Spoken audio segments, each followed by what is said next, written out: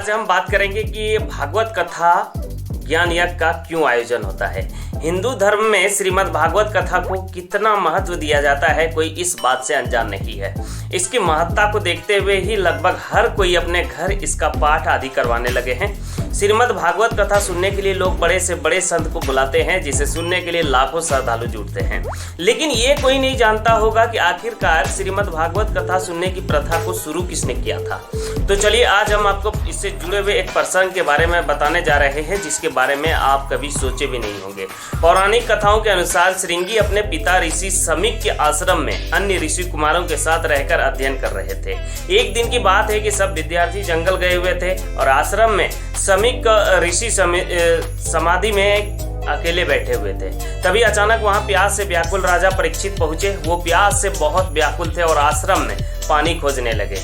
जब उन्हें कहीं से पानी नहीं मिला तो उन्होंने समाधि पर बैठे समीक ऋषि को प्रणाम कर विनम्रता से कहा कि मुझे प्यास लगी है, कृपया मुझे पानी दीजिए। राजा के 2-3 बार कहने पर ऋषि ना उन्हें कोई जवाब नहीं दिया। उन्हें बहुत बुरा लगा और उन्हें लगा कि ऋषि ध्यान का ढोंग कर रहे हैं। क्रोध में आकर राजा परीक्षित ने एक मरा हुआ सांप उठाकर ऋषि के गले में डाल दिया और वहां से चले गए।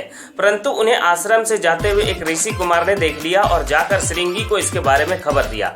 सभी राजा के स्वागत के लिए आश्रम पहुंचे, परंतु जब तक सब पहुंचते राजा वहां से जा चुके थे और ध्यान में बैठे समीक ऋषि के गले में मरा सांप पड़ा था। ये देखकर ऋषि श्रृंगी को बहुत क्रोध आया और उन्होंने हाथ में पानी लेकर परीक्षित को साफ दे दिया कि मेरे पिता का अपमान करने वाले राजा परीक्षित की मृत्यु आज से 7वें दिन नागराज तक्षक के काटने से होगी। इसके बाद ऋषि कुमारों ने ऋषि समीक के गले से सांप निकाला। जिस भी समीक की समाधि टूट गई। समीक ऋषि ने पूछा क्या बात है, तब श्रृंगी ने सारी बात बताई। समीक बोले, बेटा राजा परीक्षित के साधारण अपराध के लिए तुमने जो सर्वदम से मृत्यु का भयंकर शाप दिया है, यह बहुत ही बुरा है और हमें यह शोभा नहीं देता है।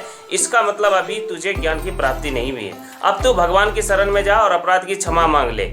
उन्हें अपनी गलती का एहसास हो चुका था। थोड़ी देर बाद समीक ऋषि का एक शिष्य राजा परीक्षित के पास पहुंचा और उसने कहा, हे राजन, ब्रह्म समाधि में लीन समीक ऋषि की ओर से आपका उचित सत्कार नहीं हो पाया, जिसका उन्हें बहुत ही दुख है। किंतु आपने बिना सोचे समझे जो मेरे सांप को उनके गले में डाल दिया, इस कारण उनके पुत्र श्रृंगी ने आपको आज से 7वें दिन सांप काटने से मृत्यु का शाप दिया है, जो असत्य नहीं होगा।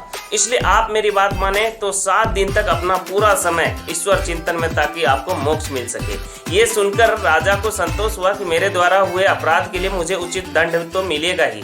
इसके बाद राजा परीक्षित व्यास पुत्र सुखदेव मुनि के पास पहुंचे और उन्हें भागवत कथा सुनाने के लिए कहा। सुखदेव जी ने परीक्षित को 7 दिन तक भागवत कथा सुनाई और कहा जाता है कि तभी से भागवत सप्ताह सुनने की परंपरा प्रारंभ हुई थी। तो ये मैंने बताया कि भागवत कथा का आयोजन क्यों होता है। आई होप कि आपको पता चल गया होगा कि क्यों मनाते हैं।